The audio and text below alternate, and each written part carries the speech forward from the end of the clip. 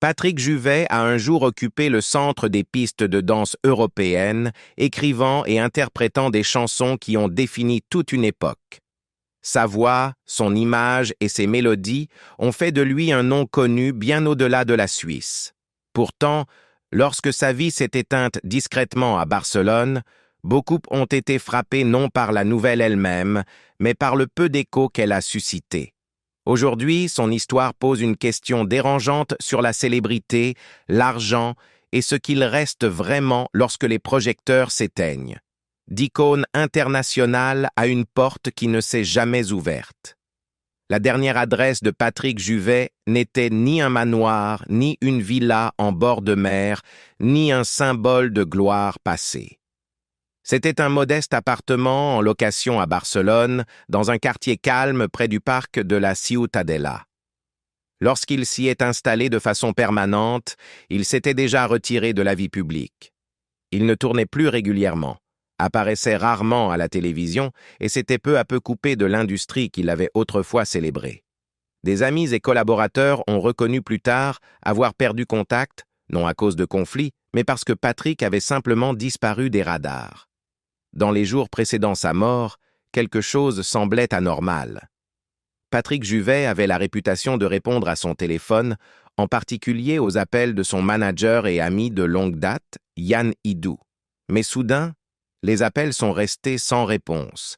Les messages se sont accumulés sans retour. L'inquiétude a grandi rapidement.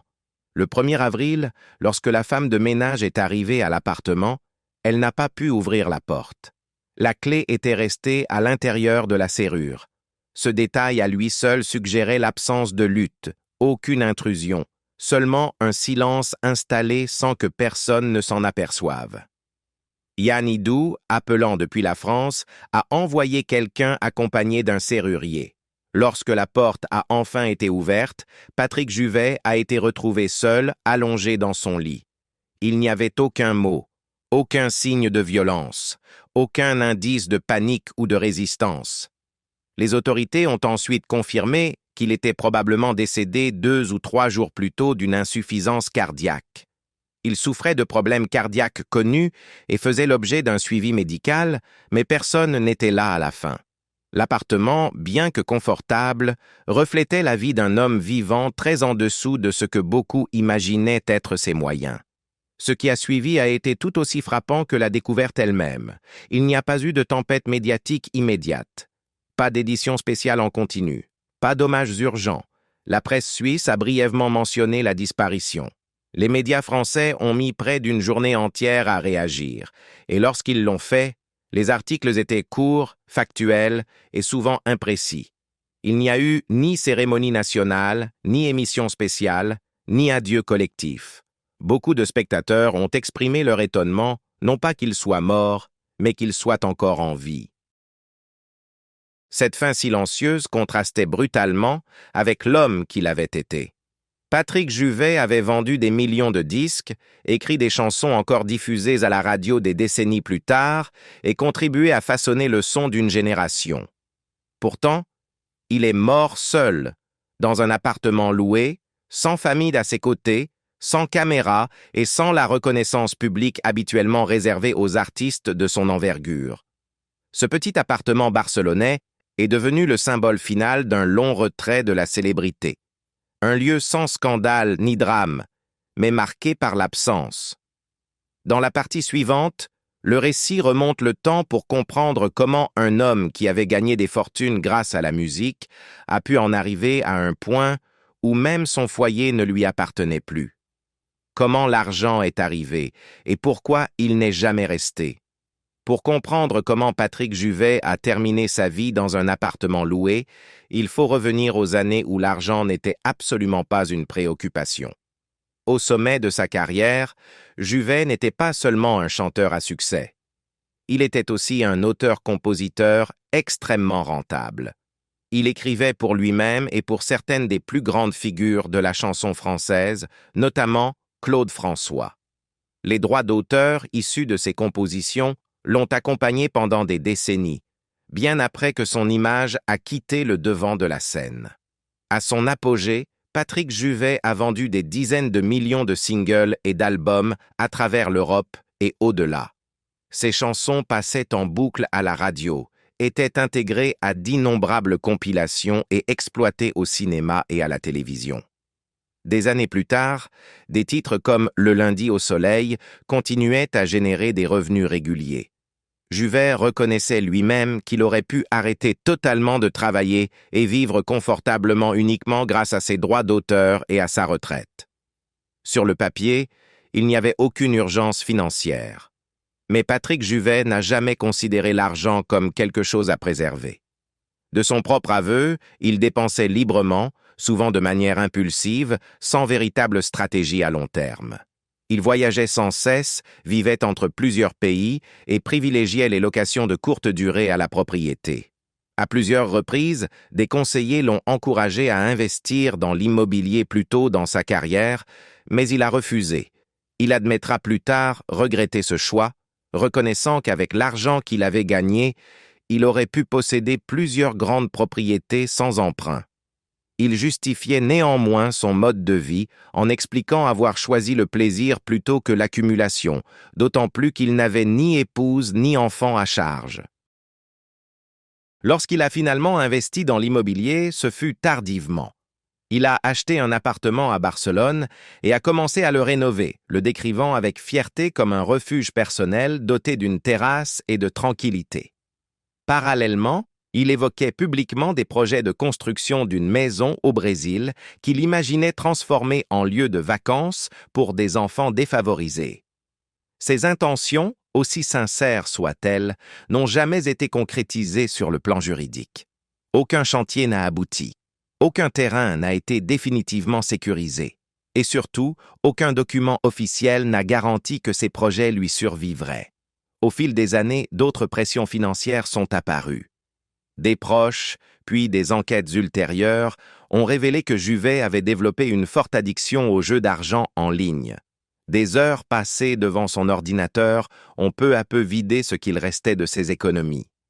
Ajoutées à des placements risqués, à des contrats non résolus et à l'absence de gestion financière structurée, ces pertes ont entraîné une érosion progressive de sa fortune. Contrairement aux scandales publics, cet effondrement s'est produit hors champ, sans titres accrocheurs ni procédure judiciaire visible. Au moment de sa mort, la réalité était sans appel. Il ne possédait plus aucun bien immobilier en Suisse. Son chalet, tant aimé, avait été saisi par l'administration fiscale et transféré à une banque. À Barcelone, il n'était plus propriétaire, mais simple locataire. Les actifs restants étaient modestes et sa succession comportait des dettes importantes.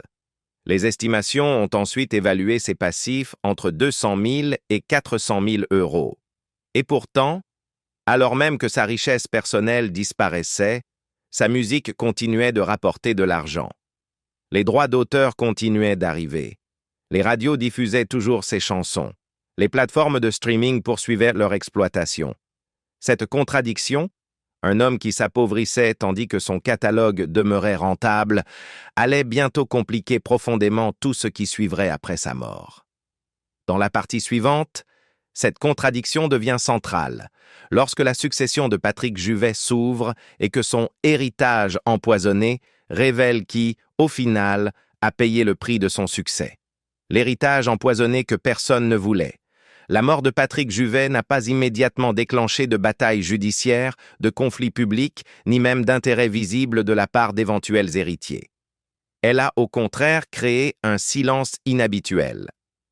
Malgré sa notoriété internationale, aucun membre de sa famille ne s'est manifesté pour réclamer sa succession. Il n'y a eu aucune précipitation pour hériter de ce qu'il restait. La raison est apparue clairement lorsque la réalité financière a été mise au jour. Lorsque les autorités et les notaires ont commencé à examiner la succession, ils ont découvert que Patrick Juvet avait laissé bien plus de complications que de biens. Ses dettes étaient importantes, estimées entre 200 000 et 400 000 euros. Ces passifs résultaient de plusieurs années de mauvaise gestion financière, d'obligations impayées et de lourdes pertes liées aux jeux d'argent en ligne. Pour toute personne envisageant l'héritage, accepter la succession signifiait avant tout accepter ses dettes. Selon les documents révélés par la suite, Patrick Juvet avait effectivement rédigé un testament. Il y désignait 2 bénéficiaires potentiels, une ancienne amie d'enfance et son manager de longue date, Yann Hidou. L'ami d'enfance, aujourd'hui âgé, a choisi de renoncer totalement à l'héritage une fois l'ampleur des dettes connue. La sœur de Patrick, Nancy Cholet, pourtant proche de lui de son vivant, ne figurait pas du tout dans le testament. Elle a organisé sa crémation, mais n'a jamais révélé où ses cendres avaient été déposées, renforçant le sentiment de retrait qui entourait son dernier chapitre. Yann Hidou s'est alors retrouvé seul. Plus qu'un simple manager, Hidou était depuis des années le contact quotidien de Patrick Juvet. Ils se parlaient fréquemment, parfois plusieurs fois par jour. Il avait été témoin du retrait progressif du chanteur de la vie publique et s'inquiétait de plus en plus de son isolement. Lorsque plus personne n'a accepté la succession, Hidou s'est retrouvé face à une décision à la fois juridique et profondément personnelle. En vertu du droit successoral suisse, sous l'autorité d'un notaire du canton de Neuchâtel, Yann Hidou est devenu l'unique héritier. Ce statut s'accompagnait d'une responsabilité totale. Il héritait non seulement des droits sur le catalogue musical de Patrick Juvet, mais aussi du poids financier qui y était attaché. Ce n'était pas un geste symbolique. Accepter la succession signifiait faire face aux créanciers, traduire des documents juridiques dans plusieurs pays et démêler une situation transfrontalière impliquant l'Espagne, la Suisse et la France. Ce qui rendait cet héritage particulièrement complexe, c'était sa nature dvoï. D'un côté, des dettes et des obligations non résolues. De l'autre, un catalogue musical qui continuait de générer des revenus significatifs. Patrick Juvet avait enregistré 185 titres auprès de la Société française de gestion des droits d'auteur. Juste avant la pandémie, ces droits rapportaient en moyenne environ 150 000 € par an. Les bonnes années, notamment lorsque sa musique était utilisée au cinéma ou intégrée à de grandes compilations, ce montant augmentait fortement. L'héritage n'était donc pas dénué de valeur, mais il était loin d'être sain. Yann Hidou n'a pas hérité de propriétés de luxe, de voitures ou de comptes bancaires bien garnis. Il a hérité d'une charge administrative et de la responsabilité de gérer un héritage financièrement vivant, mais structurellement fragile. C'était un cas rare où la célébrité continuait de produire de la valeur longtemps après que l'individu avait perdu le contrôle de sa propre vie. Dans la partie suivante, l'attention se porte sur ce catalogue survivant, les chansons qui continuèrent de rapporter de l'argent, les projets restés bloqués et l'étrange réalité d'un artiste dont l'œuvre perdurait tandis que son nom s'effaçait peu à peu de la mémoire collective. Les chansons qui ont survécu à l'homme. Alors que Patrick Juvet lui-même s'était enfermé dans le silence, sa musique, elle, ne s'est jamais tue. Même après sa mort, ses chansons ont continué de circuler sur les playlists radio, dans les rediffusions télévisées, sur les plateformes de streaming et au sein de compilations nostalgiques. Ce décalage est devenu impossible à ignorer. L'homme avait disparu de la vie publique, mais sa voix revenait sans cesse, détachée du récit de la manière dont sa vie s'était achevée.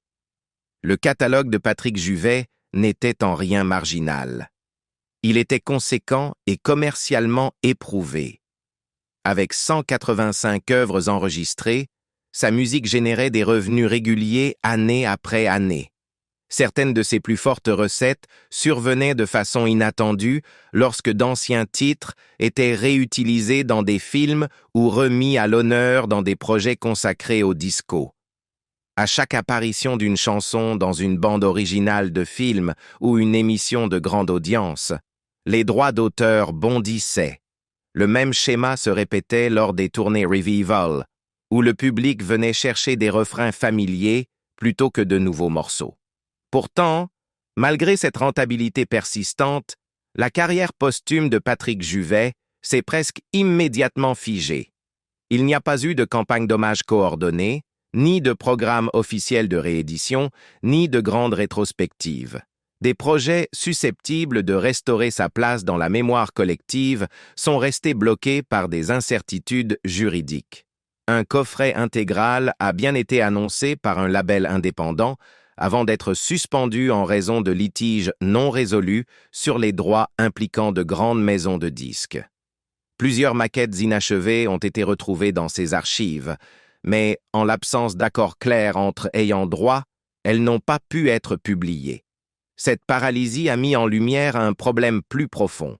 L'œuvre de Patrick Juvet existait sous forme de fragments, dispersés entre différents contrats signés à des étapes distinctes de sa carrière. Certains droits avaient été cédés très tôt, d'autres partagés avec des collaborateurs ou des éditeurs. Avec le temps, le contrôle de son catalogue s'est morcelé, laissant aucune entité réellement en mesure d'agir pleinement. Même après sa disparition, l'industrie musicale n'a pas abordé son héritage comme une responsabilité culturelle, mais comme un actif complexe à négocier. Pour tenter de remettre de l'ordre dans cette situation, Yann Hidou s'est tourné vers un spécialiste de la gestion de carrière posthume. Fabien Lecoeuvre, connu pour superviser les catalogues d'autres chanteurs emblématiques, a été sollicité afin d'évaluer ce qu'il était réellement possible de faire. Des réunions ont été envisagées avec les grands labels détenant une partie des enregistrements de Juvet. L'objectif n'était pas de réinventer, mais de préserver. Empêcher que le catalogue ne sombre dans l'oubli par simple inertie. Pendant ce temps, les fans ont trouvé leur propre façon de lui rendre hommage.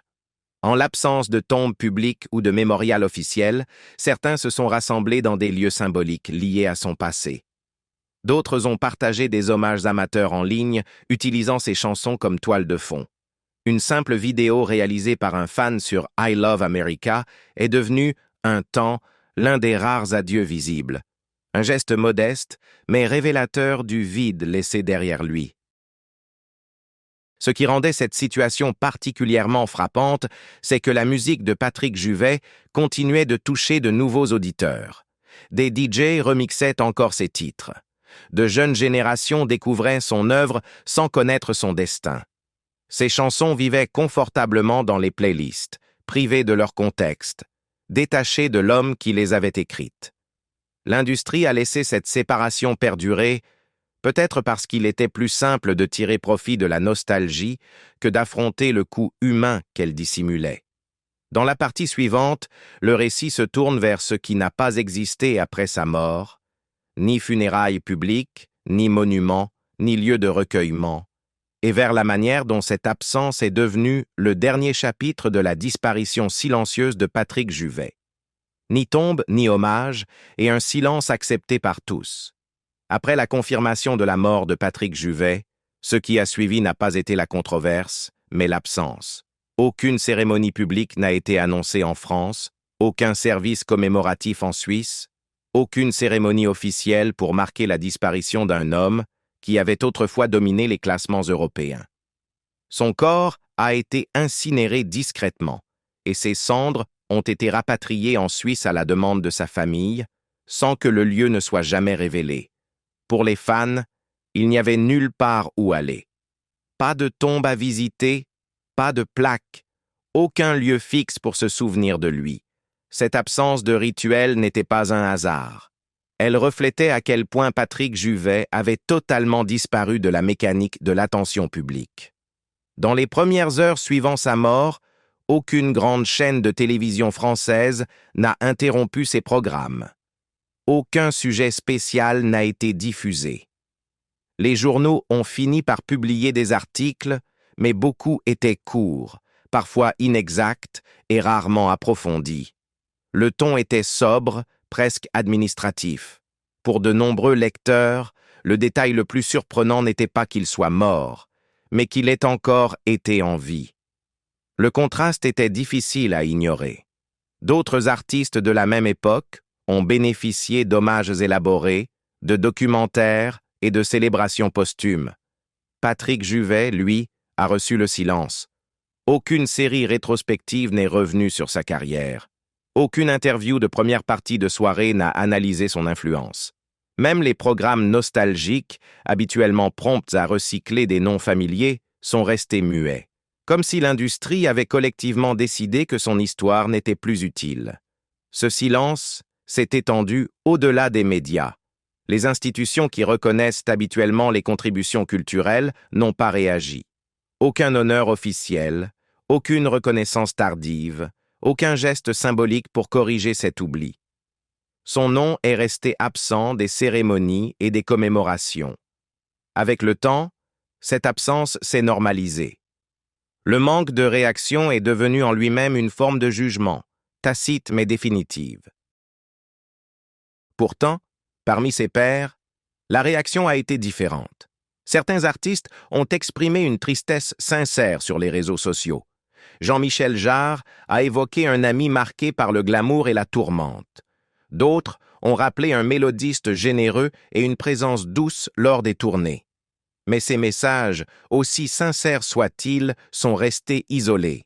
Ils ne se sont pas traduits par une action collective ni par un regain d'intérêt. Ils ont rapidement été absorbés par le flot incessant des publications en ligne. Pour les fans, la situation est restée sans résolution. Faute de récits officiels, ils ont dû rassembler des fragments. Certains se sont retrouvés dans des lieux symboliques liés à son passé. D'autres se sont accrochés à de petits gestes, comme un arbre planté des années plus tôt, ou une chanson diffusée tard dans la nuit à la radio. Ces hommages improvisés contrastaient fortement avec l'ampleur de sa célébrité passée. La disparition de Patrick Juvet de la mémoire collective n'a pas été spectaculaire. Elle a été progressive, administrative, presque polie. Il n'a pas été rejeté bruyamment. Il n'a simplement plus été invité. L'industrie qui amplifiait autrefois sa voix ne s'est pas retournée contre lui. Elle est passée à autre chose. Et cette indifférence silencieuse est devenue le cadre final de sa vie et de sa mort. Dans la dernière partie, le récit atteint sa conclusion. Non sous la forme d'une révélation, mais à travers une question simple. Que révèle la fin de Patrick Juvet sur la célébrité, l'argent et le prix payé par les artistes lorsque la musique s'arrête? Ce qui restait lorsque tout le reste avait disparu. Lorsque le bruit s'est enfin éteint, ce qui subsistait de la vie de Patrick Juvet était frappant par sa modestie. Aucune propriété de luxe, aucune richesse visible, aucun fonds personnel soigneusement conservé. Au moment de sa mort, sa valeur nette estimée était modeste, probablement inférieure à 150 000 € une fois les dettes prises en compte. Un chiffre en contraste brutal avec les millions qu'il avait gagnés durant ses années de gloire, lorsque ses disques se vendaient sur plusieurs continents et que ses compositions généraient des revenus considérables. Son dernier logement à Barcelone reflétait cette réalité. Il n'était pas abandonné au sens spectaculaire de la ruine, mais d'une manière plus silencieuse, comme un lieu qui n'appartenait plus à personne une fois la porte refermée pour la dernière fois. C'était un appartement loué, non un bien à transmettre, ni un héritage à protéger. Entre ces murs se trouvaient des effets personnels de faible valeur financière, des fragments d'une existence qui s'était peu à peu rétrécie. Les enquêtes sur d'éventuelles propriétés restantes, y compris un projet de maison supposé au Brésil, n'ont révélé aucune propriété confirmée. Ce qui avait un jour ressemblé à des projets d'avenir s'est dissous dans des dossiers et des questions sans réponse. La véritable valeur de la succession de Patrick Juvet n'était pas matérielle. Elle résidait presque entièrement dans sa musique. Les droits d'auteur continuaient de tomber. Son catalogue restait rentable. Des chansons écrites des décennies plus tôt continuaient de régler des factures, d'éponger des dettes et de justifier la décision difficile prise par Yann Hidou d'accepter l'héritage. D'une certaine manière, la voix de Patrick Juvet continuait de travailler après qu'il ne pouvait plus parler pour lui-même. Mais cette survie avait un prix. L'homme qui avait créé cette valeur n'a pas vécu assez longtemps pour bénéficier de sa pérennité. Ces dernières années ont été marquées par l'isolement, l'addiction et le retrait, et non par la sécurité que son succès aurait dû lui garantir. Le système qui récompense les artistes au sommet de leur carrière offrait peu de protection lorsque la demande ralentissait. Les contrats restaient, les obligations restaient, mais le soutien disparaissait en silence. L'histoire de Patrick Juvet ne se termine ni par un scandale ni par un mystère. Elle se termine par un déséquilibre. Une vie qui a généré de la richesse sans parvenir à la préserver. Un héritage qui rapporte de l'argent mais peine à préserver la mémoire. Ces chansons continuent de circuler librement, détachées des circonstances de ces dernières années. Elles existent dans un espace culturel où le plaisir ne nécessite pas de compréhension et où la nostalgie pose rarement des questions. Ce qui rend cette fin troublante n'est pas l'absence de tragédie, mais l'absence de réaction. Aucun bilan n'a suivi. Aucune réflexion institutionnelle n'a émergé. Sa disparition est devenue un point de données de plus dans la longue liste des artistes célébrés intensément, puis relâchés dans l'oubli une fois leur valeur commerciale affaiblie. Patrick Juvet a un jour posé une question qui a résonné sur les pistes de danse et les ondes radio. À la fin de sa vie, une autre question planait, silencieuse et sans réponse, dans un appartement fermé loin de chez lui. Lorsque vous entendez aujourd'hui les chansons de Patrick Juvet, pensez-vous à l'homme qui se cache derrière, ou seulement à la mélodie? Si des histoires comme celle-ci vous touchent, laissez un commentaire et abonnez-vous pour découvrir d'autres récits méconnus de la musique et de la célébrité.